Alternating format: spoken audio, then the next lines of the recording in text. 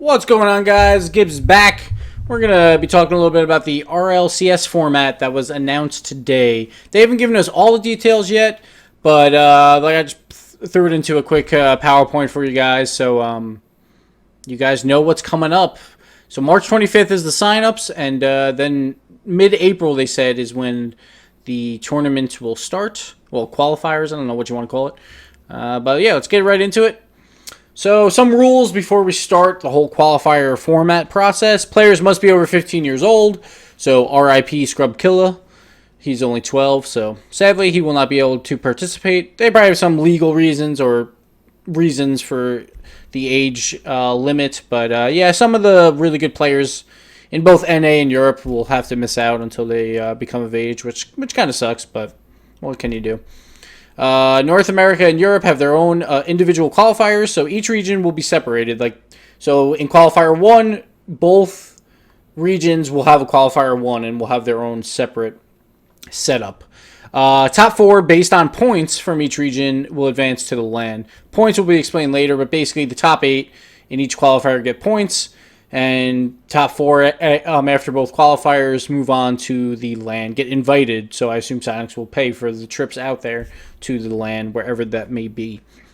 Games are played on the weekend, both Saturday and Sunday. They said broadcast would be between 4 and 6 hours, which really doesn't make sense if you're doing both regions. So, like, the broadcast might only be 4 to 6 hours for, like, the bigger games, so they might not broadcast some of the lower rounds, but expect it to take a while, which we'll get into in a bit.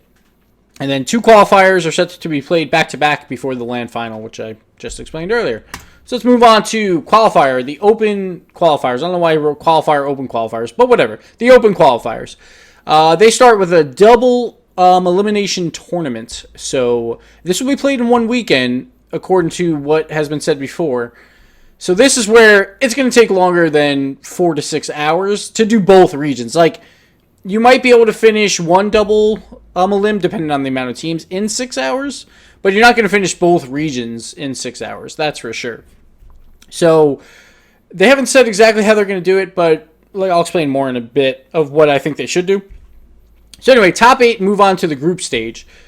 I was hoping for a little bit more, like top 16, maybe even top 32, make it more broad, but only top 8 move on. So, like, if there's any upsets, some of the higher ranked teams might not even make it to the group stage if they get a little unlucky. So you definitely got to be ready for the open qualifiers. That's for sure going into it. The best of format, like best of 3, best of 5, best of 7, is not known at this time. I'm expecting a best of 5. I really don't want it to be best of 3. I would prefer it to be best of 5, but we'll see what they do with that. Like, I could see a best of 5 in the winners and best of 3 in losers, but I'd prefer best of 5 in both. It does take longer, but it's really important, the open qualifiers, so I would think at least a best of 5 would be nice, but it's not the end of the world if it's best of 3s. And then unclear if the whole tourney will be played out or until we have 8 teams. Now, that means basically in the winner's bracket, if you make the semifinals, you're guaranteed top 8, so you don't have to play anymore. So I wonder if they'll just stop it there. And then same with the loser's bracket. The last 3 rounds of loser's bracket don't need to be played because you'll know your top 8 at that point. And seeds don't matter because the next thing is group stage. So to make it a little bit shorter, they could knock off a couple rounds at the end of the tournament and just finish when they have the top 8, which I would say why not do, especially if there's no money involved for the open qualifier portion. Then, yeah, why not? Just stop at the top 8 and move on. Now, what I would do personally is maybe do Saturday, do like winner's bracket only, and get that done up until the semis. And then the teams will know if they have to be back on Sunday for the loser's bracket. And if you lost early in the winner's bracket, then you know that you might have to be there all day on Sunday playing it out. But if you lost, say, in the quarterfinals, you know, oh, I just have to show up on like hour 3 or hour 4 of the loser's bracket day because I'll have a match then. So that might make it a little bit easier for teams to schedule around. And it'll give some teams only having to play one day. Like, instead of you make it pretty far, like in the winner's bracket on the quarterfinals, and then you have to wait for your next match on that same day, and you've already been playing for 4 hours, and that would just be kind of frustrating. So I think that would probably be the best way to do it, but we'll see what they decide to do on their end. But it's going to be tough because it's going to be Europe and North America. So they're probably going to be back-to-back, and it's going to be a long broadcast. I assume they'll do the late rounds of Europe and then go into the early rounds of North America. But that doesn't really make sense because you want to finish off North America as well. So it's going to be a long broadcast, that's for sure. Unless they take a break in between. But I don't know if they would want to do that. So next is the group stage. So this is the top 8 teams. They will, group stage has been said before that it'll be played over 2 weekends. So this is why I thought it might be a bigger group stage. Just because 2 weekends is a long time. But they're only doing one giant group. Like instead of separating the groups out. So now you'll definitely know who like the top 4 teams are. So I do like that it's one big group as long as there's only 8 teams. So each team will play like each opponent. So you'll have 7 opponents in the group stage. No information though has been given about the number of games against each opponent. Plus, there's no information about if they're individual games or if it's going to be best of set. Like in the 2 previous pro leagues, the one for MLG and RLC, we did individual games versus each team. So you would play 5 games or 6 games against an opponent, but each game would count. Now, it could be just a best of 5, and only if you win it matters. Personally, I like individual games because then you like say you 3-0 someone in a best of 5, it's the same as 3-2 in them in a best of set. But in like individual, then you're either 3-0, but at that point you still have to play 2 more. So say you're 5-0 or you're 3-2, which makes a big difference. So that would also give a chance for the weaker teams to maybe not take a set off one of the better teams, but to get valuable wins against them and move up in the group stage based on that. So I hope it's individual games, but we'll see. And then top 4 will advance to the online finals. 5th through 8th, though, are still awarded points based on position. So it's very important, like even if you're not going to make the top 4, to play it out and try and get that 5th or 6th spot to get those points, those valuable points in Qualifier 1 to bring over to Qualifier 2. Because you might make it on 2 5th places. Unlikely, but if you get like a 5th place and like a 3rd place, then you'll make it like over someone that got a 4th and a 6th or something like that. So it's very important. Points will be at a premium. And the group stage should be pretty hyped, though. It should be a lot of good games. And I assume they're going to broadcast a lot of them since they have 2 weekends for this. So that should be a really fun 2 weekends for sure. And I'm really looking forward to the group stage. Next up is the online finals. Here I'm not a big fan of. So like we know there's $5,000 up for grabs in each of the qualifiers. Because each qualifier is $10,000, but since the regions are split, so we get $5,000 each.